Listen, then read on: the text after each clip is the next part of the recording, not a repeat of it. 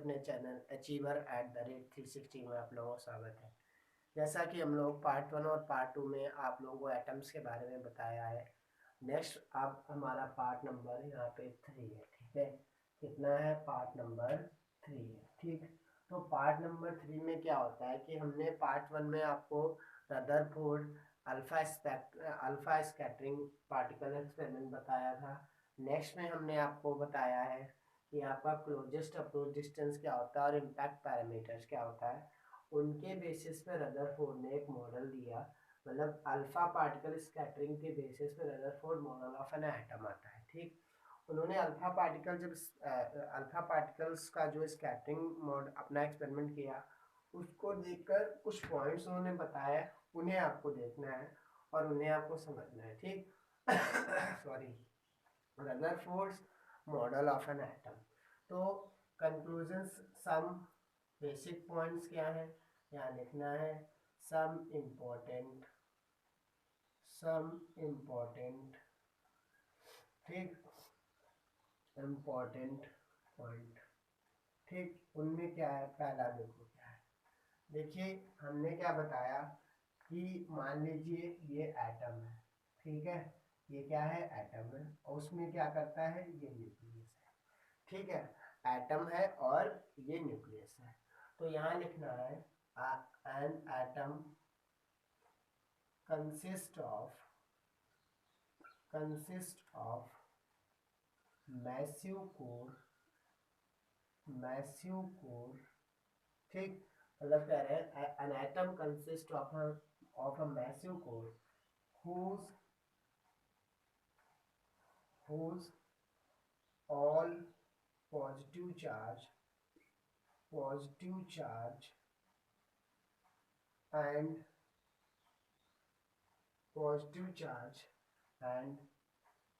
whose positive charge and all mass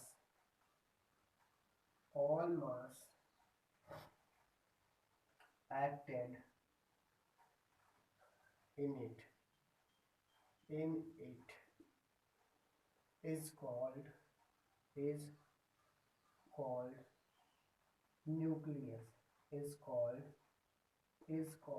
nucleus. मतलब उसको उन्होंने क्या बताया? न्यूक्लियस। ये कहने का मतलब ये कह रहे थे कि एक एटम होता है जो एक कोर कंसिस्ट करता है। ये देखिए क्या है? ये कोर है। ये क्या है? एक टाइप की कोर ही तो है, और जिसमें उसका सारा पॉजिटिव चार्ज कंसिस्ट होता है। यार न्यूक्लियस के अंदर ही तो सारा पॉजिटिव चार्ज होता है, न्यूक्लियस के बाहर तो सारे इलेक्ट्रॉन्स होते हैं। तो आप कह सकते हो न्यूक्लियस के अंदर क्या होते हैं? सारे पॉजिटिव चार्ज होते हैं, ठीक है। एंड ऑल मास, और अप्रोक्सीमेटली एटम्स का जो मास होता है वो सेंट्रल्स में होता है। किसी भी बॉडी का जो मास होता है वो सेंटर्स पे ज्यादा लाई करता है, इसलिए उन्होंने कहा सेंटर पे मास होता है।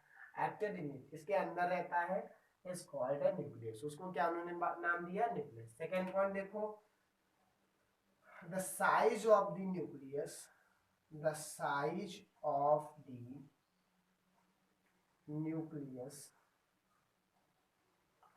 is very small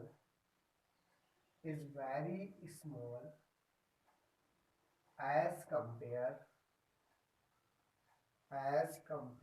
to the whole atom। अब यार कोई सी बात है, अगर मान लो भी आप मानते हो एक घर है और एक रूम है, तो घर तो हमेशा बड़ा होगा ना as compare to the room से। रूम आपका छोटा होगा और घर, क्योंकि रूम जो है वो कहाँ है? घर के अंदर ही तो है। इसी टाइप से वो कह रहा है कि भैया ये कहा गया the size of the nucleus जो होगी वो बहुत ही स्मॉल है as compare to the whole size of the atom. मतलब जो इन्होंने कैलकुलेशन किया है 10⁻⁻15 मीटर है, मीटर जो है साइज ऑफ न्यूक्लियस होती है, ये उन्होंने कहा कि न्यूक्लियस की साइज ये रहेगी, ठीक है। अब 10⁻⁻10 साइज ऑफ एटम की होती है, तो ये कहानी थी इनकी, ये कंडीशन थी कि 10⁻⁻15 मीटर साइज ऑफ न्यूक्लियस है, साइज ऑफ द न्यूक्लियस है, और 10⁻⁻10 साइज ऑफ द एटम है। क्लियर हुआ? तो ये इन्होंने कहा कि सेंट्रल मैसिव कोर होगी, यहाँ पे लिख दो atom consist of central massive core, यहाँ है सेंट्रल मैसिव कोर, जिसको आप न्यूक्लियस बोलते हो। उस न्यूक्लियस के अंदर पॉजिटिव और पूरा होल मास कंसिस्ट रहता है, ठीक है।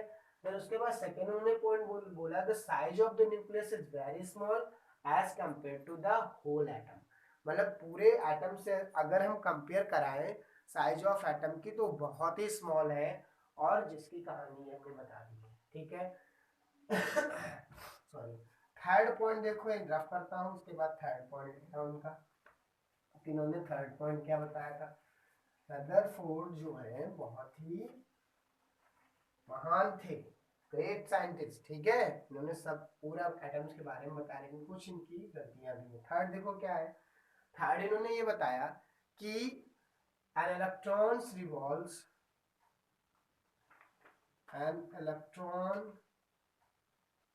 revolves around the nucleus, around the nucleus, around the nucleus, ठीक। Electrons revolves around the nucleus and nucleus consists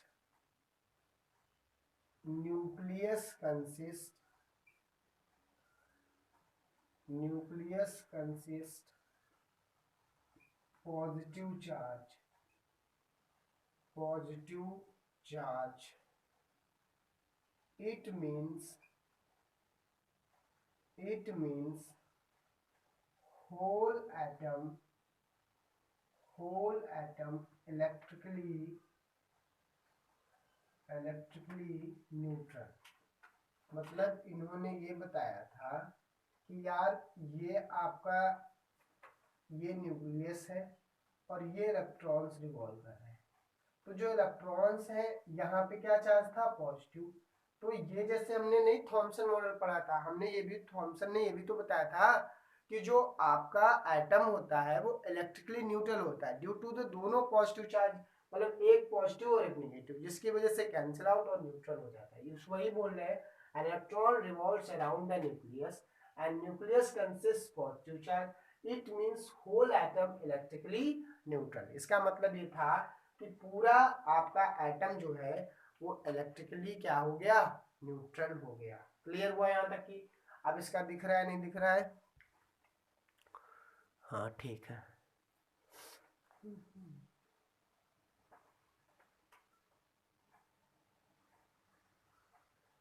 ठीक, तो ये चीज याद रखें, मतलब जितने आपके नंबर ऑफ इलेक्ट्रॉन्स होंगे उतने ही आपके नंबर ऑफ प्रोटॉन, ठीक है। मतलब यहाँ पे ये बात, इसीलिए आपका ये न्यूट्रॉन्स हो गया कि नंबर ऑफ इलेक्ट्रॉन्स जो होंगे is equal to the number of protons होते हैं। थर्ड पॉइंट नहीं, फोर्थ पॉइंट देखो इन्होंने क्या कहा कि electrons revolves around the nucleus, ठीक, यहाँ तक लिख लो अराउंड द न्यूक्लियस, ठीक। Electrons revolves around the nucleus such that, ठीक, planet revolve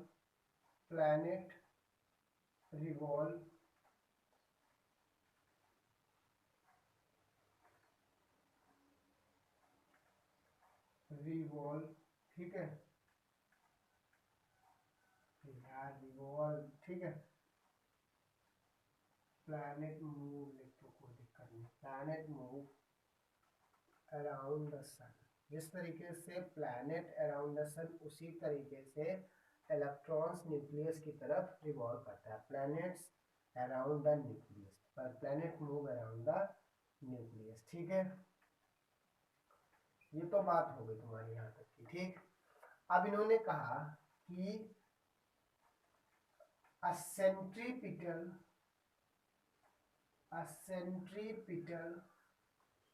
force are required to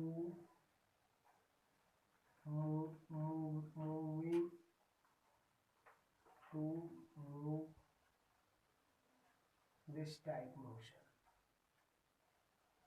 this type motion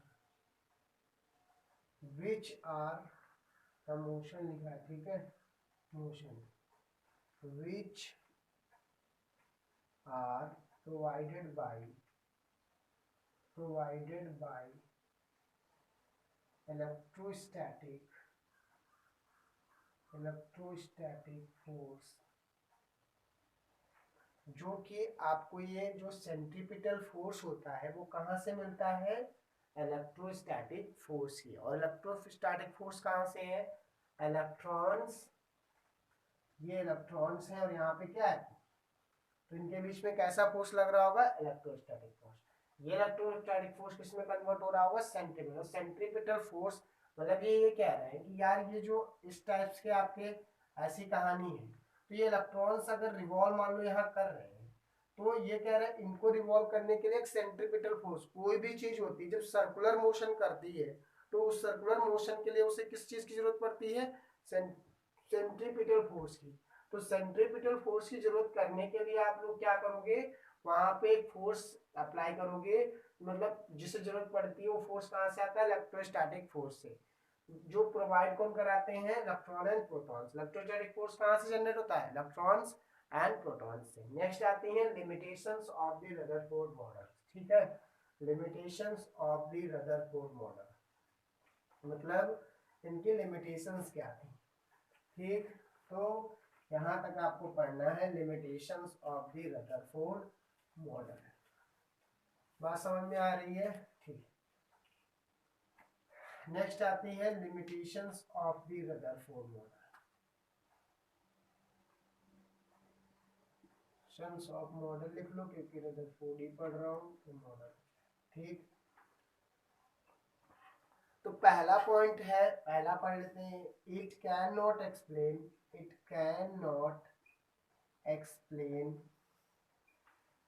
the stability of the atom, stability of an atom, ठीक है। मतलब कैसे, देखो, it can not explain the stability of an atom, मतलब क्या हुआ कि इन्होंने ये बताया कि मान लीजिए ये ऐसा कुछ कहानी है, तो ये जैसे इलेक्ट्रॉन्स के राउंड्स मूव कर रहे हैं, तो यार ये इलेक्ट्रॉन जो होंगे मूव करते रहेंगे, अपनी एनर्जी को एक्सेलरेट करेंगे, ठीक है। तो जब ये टाइम ऐसा आएगा कि एनर्जी अपनी खत्म कर देंगे, क्या कर देंगे, खत्म कर देंगे, क्योंकि कोई भी इलेक्ट्रॉन्स है वो अपनी एनर्जी को रेडिएट करता है, लेकिन उन्होंने ये नहीं बता पाए थे कि इनके पास पर्टिकुलर कुछ एनर्जी सेल्स होंगी। ये सिर्फ ये बताए थे कि इलेक्ट्रॉन्स जो है वो रिवॉल्व करता है न्यूक्लियस के चारों तरफ, ठीक है।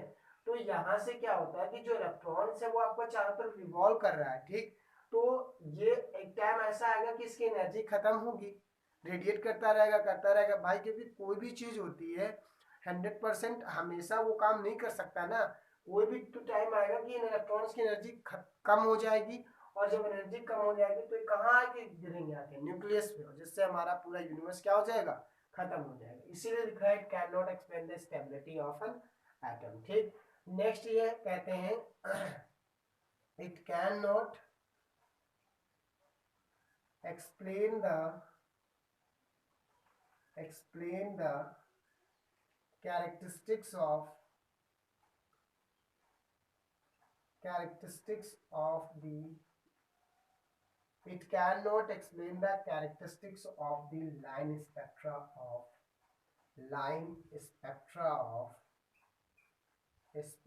of most atom, ठीक है। लाइन स्पेक्ट्रा का मतलब समझ गया ना, कि जैसे मान लो ये कुछ कलर्स कंपाउंड शो करते हैं कि ये रेड है, ऐसा कुछ दिखता है ना, तो उस टाइप की लाइन स्पेक्ट्रम मतलब कलर कंपाउंड को या बताना नहीं एक्सप्लेन कर पाए थे, तो ये इनकी क्या थी, ये इनकी लिमिटेशंस। पहली क्या थी, it can not explain the stability of an atom, stability नहीं एक्सप्लेन कर पाए थे, और दूसरा it can not explain the characteristics of the line spectra of the most atoms, मतलब बहुत सारे क्या एटम्स ही लिख दो, ठीक है। मतलब इन्होंने एटम्स की जो लाइन स्पेक्ट्रा होती हैं उनको भी अभी आगे पढ़ेंगे, लाइन स्पेक्ट्रा क्या है, उनको भी एक्सप्लेन नहीं कर पाए थे। ये इनकी क्या थी, ड्रॉबैक्स थे। उसके बाद अब आता है आपका बोहर्स मॉडल। क्या आता है, क्योंकि इनका मॉडल कुछ गलत था। किसका, रदरफोर्ड का मॉडल कुछ गलत था, उसको सही करने के लिए कौन आता है, उन्हीं के मान लीजिए स्टूडेंट्स आते हैं।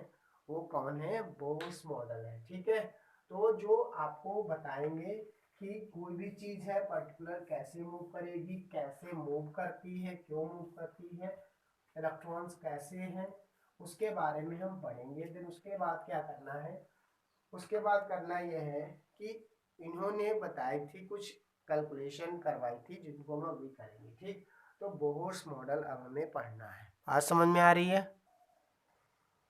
देखिए इसके बाद क्या होता है कि बोहर्स ने अपनी थ्योरी दी है रदरफोर्ड मॉडल के बाद। ठीक, तो रदरफोर्ड मॉडल में आपको क्या करना है कि जो रदरफोर्ड मॉडल आता है उसमें आपको क्या करना रहता है, मतलब बता दिया। अब बोहर्स मॉडल क्या है, बोहर्स मॉडल को हम लोग प्लानिटरी मॉडल भी बोलते हैं। ठीक, तो आप लिख सकते हो इस मॉडल को आप इट, तो Bohr's model, Bohr's model is also known as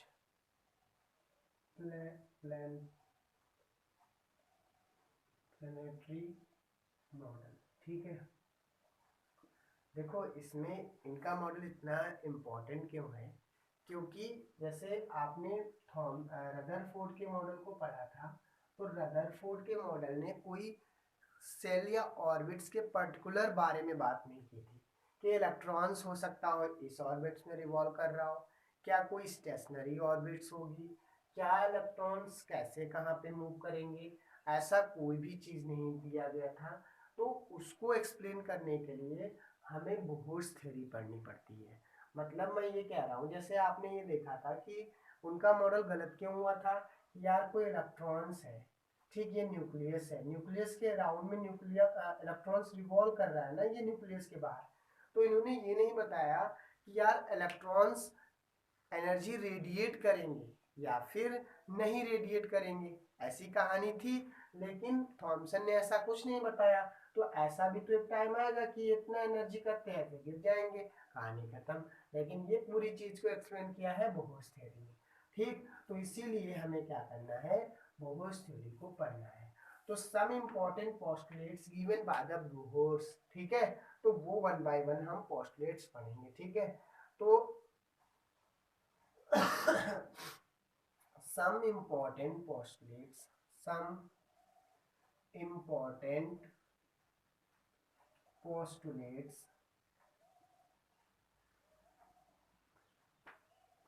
given by Bohr। ठीक, some important postulates given by Bohr. तो फर्स्ट पोस्टुलेट आपका क्या होगा, फर्स्ट आपका पोस्टुलेट्स हमें पढ़ना है। तो फर्स्ट पोस्टुलेट्स को न्यूक्लियर प्लैनेट्स के नाम से दिया है। ठीक है, किस प्लैनेट्स के नाम से दिया है, न्यूक्लियर प्लैनेट या न्यूक्लियर कॉन्सेप्ट। ठीक है, तो न्यूक्लियर कॉन्सेप्ट के नाम से दिया है, इसको हमें पढ़ना है। ठीक है, फर्स्ट इनका बोहर्स का पोस्टुलेट क्या था। पहला देखो क्या है कि ये करना क्या है, एन एटम, ये तो उन्होंने भी दिया है रदरफोर्ड ने, लेकिन लिख लेते हैं, an atom consist of, an atom consist, आ यहाँ लिखो, I small and massive central core. ठीक है, an atom consists of a small and massive central core। ठीक, around, हाँ, central core is called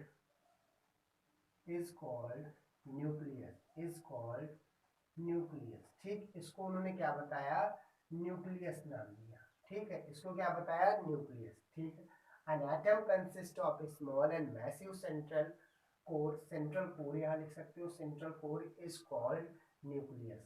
around the nucleus around the nucleus, around the nucleus, around the nucleus, planetary electrons, planetary electrons revolve, ठीक है, around the nucleus planetary electrons revolve, ठीक। ये क्या कह रहे हैं कि एक एटम होगा जो कि कंसिस्ट करेगा एक आपकी सेंट्रल कोर को, जिसको आप न्यूक्लियस नाम दोगे। इन इलेक्ट्रॉन्स, ये इलेक्ट्रॉन्स जो प्लेनेटरी इलेक्ट्रॉन्स होंगे वो इनके चारों तरफ रिवॉल्व करेंगे, ठीक है। ये बात समझ में आ गई, planetary electrons revolves around the nucleus, वही लिखा है around the nucleus planetary electrons revolves. The centripetal force, the centripetal force are required for this type revolution, ठीक है। इस टाइप के रिवोल्यूशन के लिए किस टाइप का फोर्स रिक्वायर्ड होगा, centripetal, which are provided by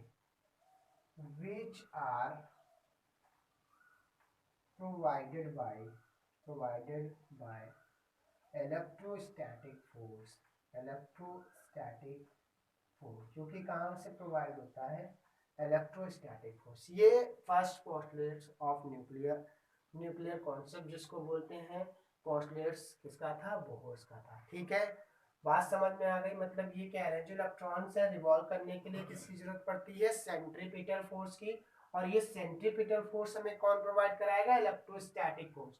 और इलेक्ट्रोस्टैटिक फोर्स तो समझ रहे हो, ये प्लस और माइनस के बीच में से जनरेट होगा। क्लियर हुआ ना यहाँ तक की, यहाँ तक क्लियर हुआ। अब इसका सेकेंड पोस्टुलेट्स देखते हैं। सेकेंड पोस्टुलेट्स देखो क्या है, क्वांटम नंबर होता है।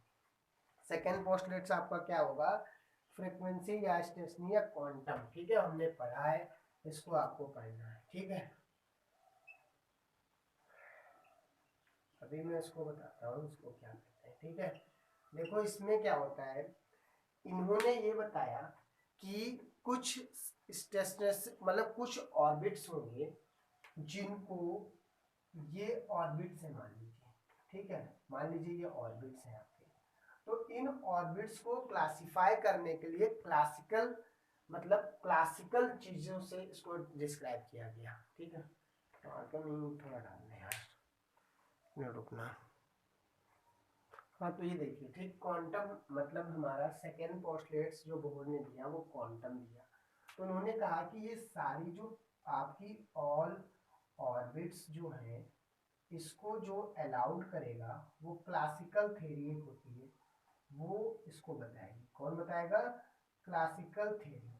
अगर इलेक्ट्रॉन्स इन क्लासिकल ऑर्बिट्स मतलब इन ऑर्बिट्स में जाना चाहता है तो और परमिट होके इसको रिवॉल्व करना चाहता है, रिवॉल्विंग इसमें जाना चाहता है, ठीक है, सर्कुलेट जो भी करना चाहता है, तो उसके लिए उस इलेक्ट्रॉन्स का एंगुलर मोमेंटम mvr जो होगा वो h/2 के बराबर होना चाहिए या nh/2 के बराबर होना चाहिए। ये सेकेंड पोस्टुलेट था जिसको क्वांटम बुक्स में दिया गया है। मतलब उन्होंने कहा कि अगर कोई इलेक्ट्रॉन्स है वो अगर यहाँ से इसमें जाना चाहता है मान लो, या इसमें जाना चाहता है, तो उसका जो एंगुलर मोमेंटम हो वो mvr = nh/2 के बराबर हो। मतलब इसमें क्या पकड़ना है, ऑफ ऑल ऑर्बिट या सर्कुलर ऑर्बिट लिख सकते हो, all circular orbit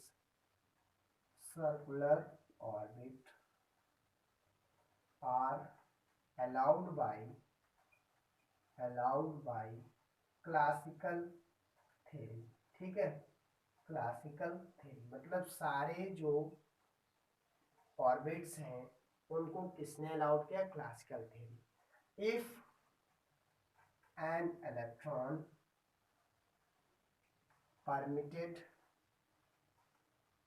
permitted and revolve अगर, एक मिनट, रिवॉल्व, ठीक है, अगर उसमें परमिट करता है एंड रिवॉल्व, ठीक है, if an electrons permitted and revolve the angular momentum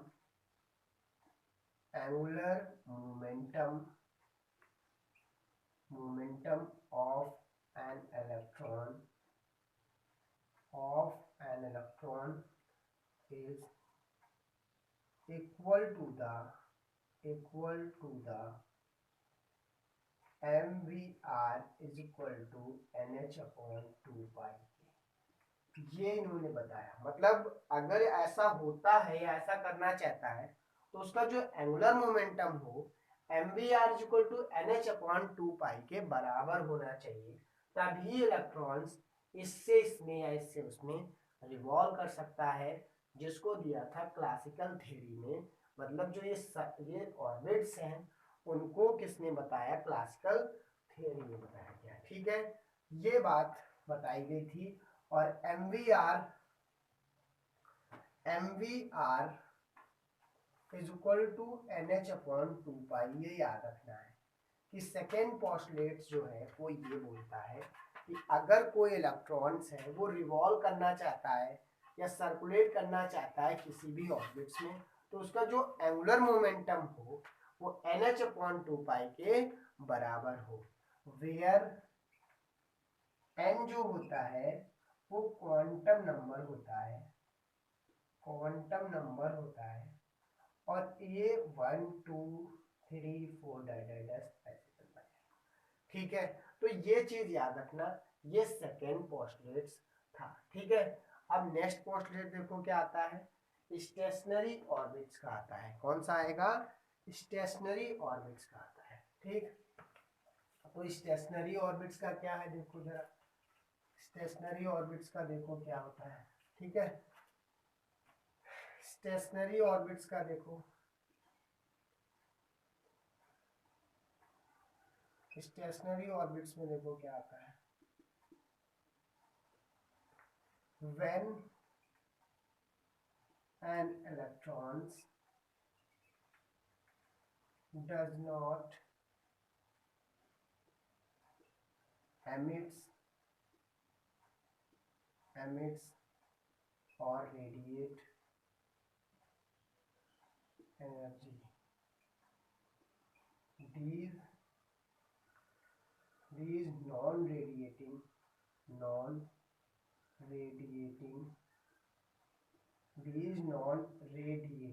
मतलब ये कह रहा है when an electron does not emit or radiate energy, these non-radiating orbit is called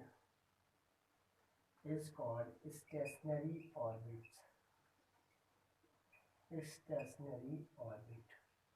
मतलब उनको आप क्या बोलोगे, स्टेशनरी ऑर्बिट्स बोलते हो।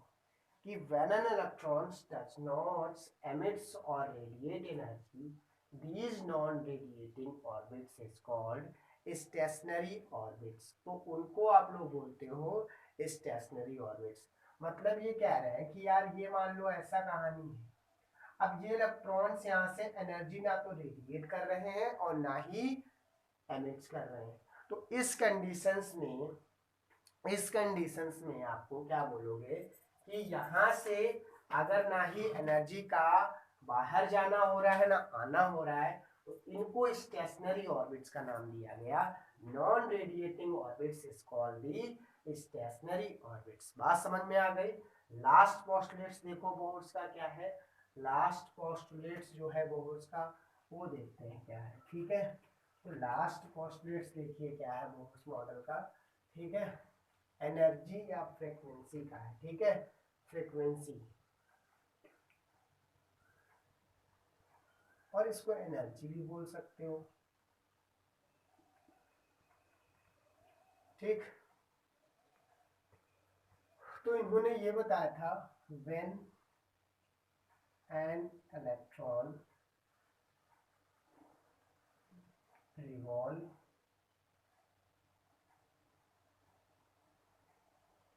when an electrons revolve, then it emit or absorb या रेडिएट लिख सकते हो, emit, ठीक, emit और absorb energy in discrete manner,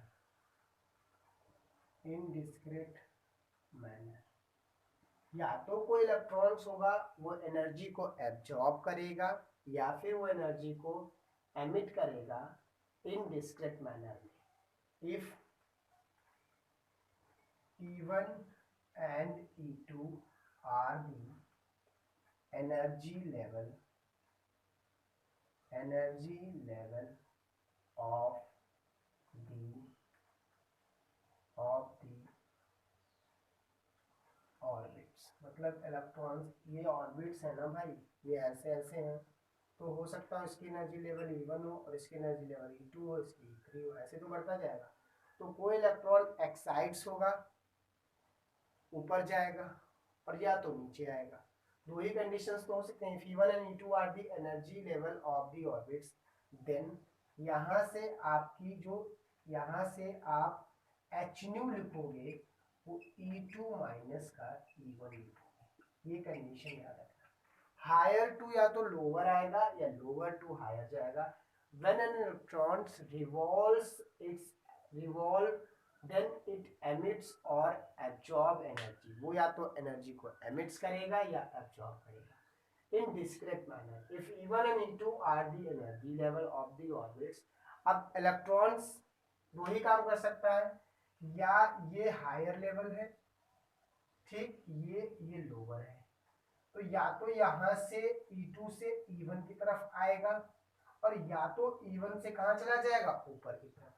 तो Hν equal to E2 minus E1, और फ्रीक्वेंसी एनर्जी यही तो होता है, इसको डेल्टा E लिख सकते हो, तो E2 माइनस E1 हो जाएगा। क्लियर हुआ यहाँ तक की?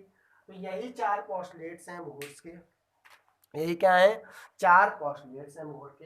ये चारों पोस्टुलेट्स हमने आपको बता दिए।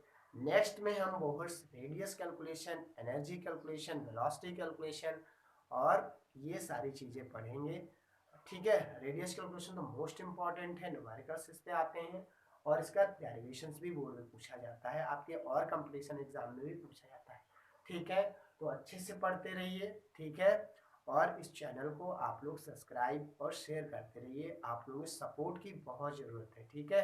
अगर आप लोग सपोर्ट करोगे और कमेंट भी किया करिए, क्योंकि आपके कमेंट और लाइक से बहुत अच्छा लगता है हमें, और वीडियो बनाने को अच्छा लगेगा कि यार हम और भी बनाएं। अब लाइक और शेयर नहीं करते तो अच्छा भी नहीं लगता कि यार हम लोग क्या करें, सही है या नहीं है, क्या हो रहा है, बट इतना तो कर सकते हो आप लोग, ठीक है। बट मेहनत से पढ़ते रहिए, इतना मानते हैं कि इतना करते रहिए, ठीक है। Okay bye, thank you.